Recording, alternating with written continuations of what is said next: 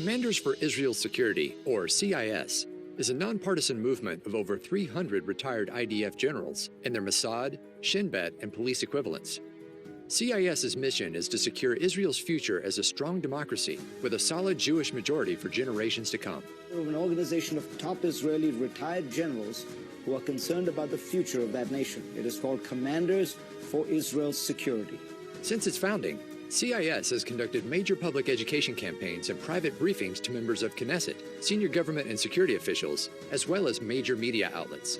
If I have to choose between the entire West Bank, that there is no question this is the Bible land, and to keep the Israeli state Jewish and a democratic country, I would prefer the other choice. CIS's work is based on thorough security analysis. We conclude that only an eventual two-state agreement with the Palestinians can secure Israel's future as a strong Jewish democracy. Until such an agreement is concluded, Israel should not sit idle. It must take the initiative and start to enact policies to separate from the Palestinians. We are strictly being driven and motivated by security considerations. CIS is proud of its role in generating a national debate over unilateral annexation and highlighting its associated risks and costs.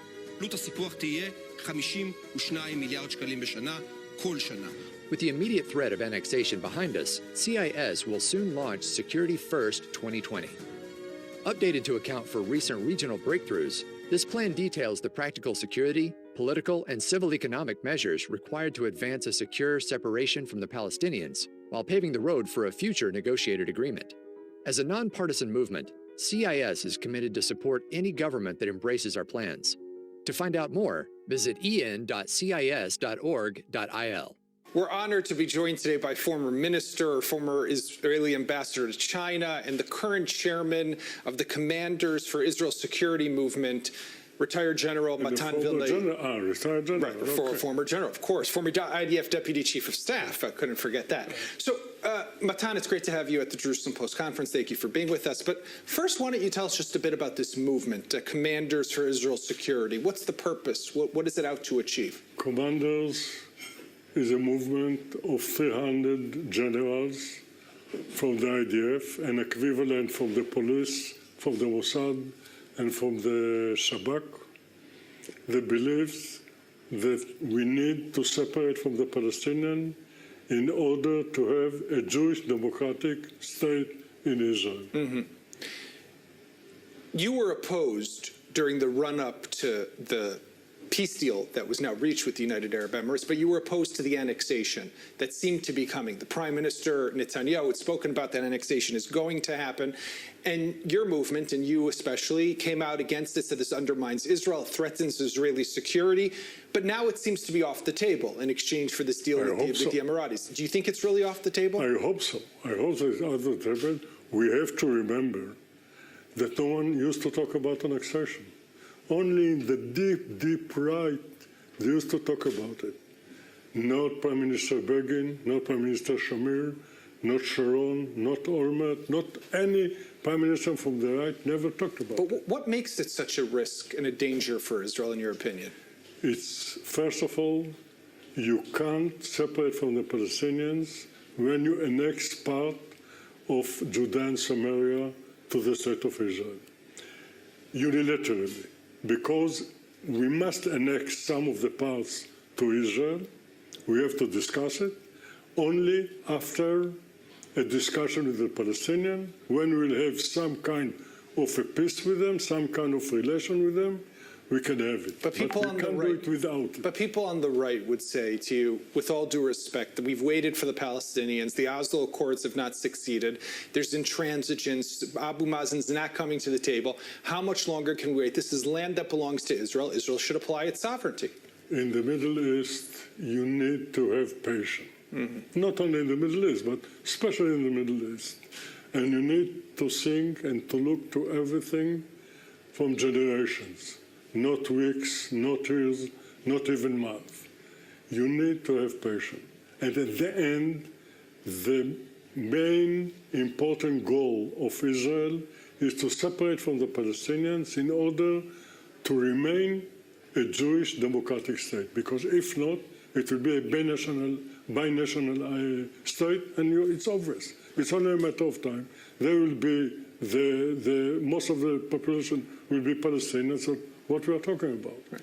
I want to ask you about, you spent probably at least 4 decades in the military, serving up to the position of IDF Deputy Chief of Staff. You're one of the heroes of the Entebbe operation in 1976 when Israeli commandos and soldiers flew to rescue those Air France hostages.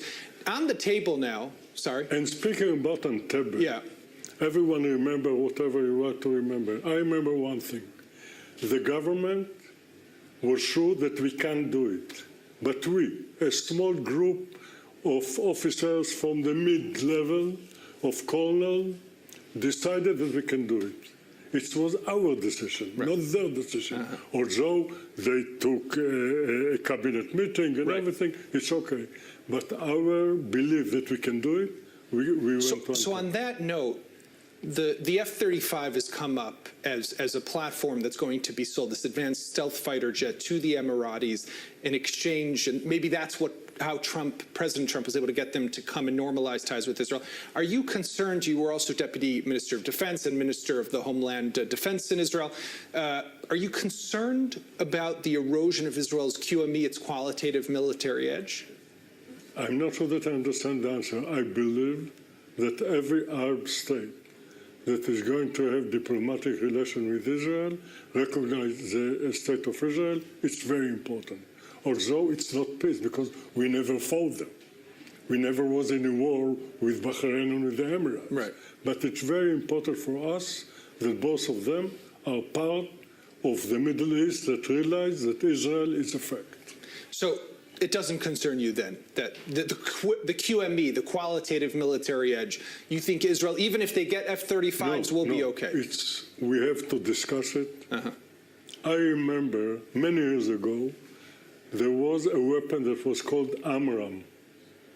And the Americans decided, I believe it was when Rabin was Prime Minister, I believe it was Clinton presidency, they decided to give the Amram to the Saudis.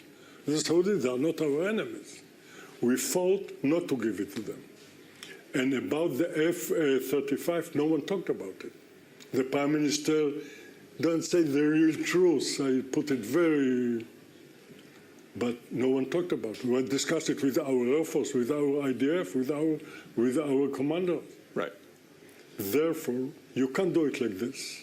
It's very important, and it could be a problem, and it's a threat to Israel because it's a wonderful piece of equipment, this F-35, and it could be a threat to Israel, yes. I want to ask you just, we have 1 minute left. You were as Minister of the Homefront Defense, you established the NEA, the National Emergency Administration, known in Hebrew as Rachel. It hasn't been used. It was set up for this purpose, to fight a pandemic, to help Israel in times of emergencies. Why is it not being used? We have 1 minute. I'll cut it very short. Okay. No one really wants to fight the pandemic. Full stop, period. Why? I don't know. Politics? I'm not there. Maybe it's politics. Because if you would like to fight the pandemic, we know how to do it. We rehearsal it more than one time.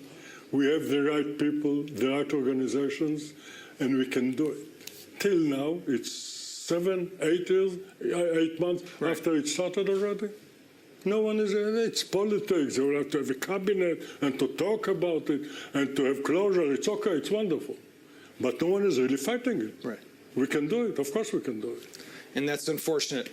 Chairman of Commanders for Israel's Security, former ambassador, former IDF general, former minister, everything. But still here with us. Thank you very much for being here, Matan Vilnai. It was great to have you.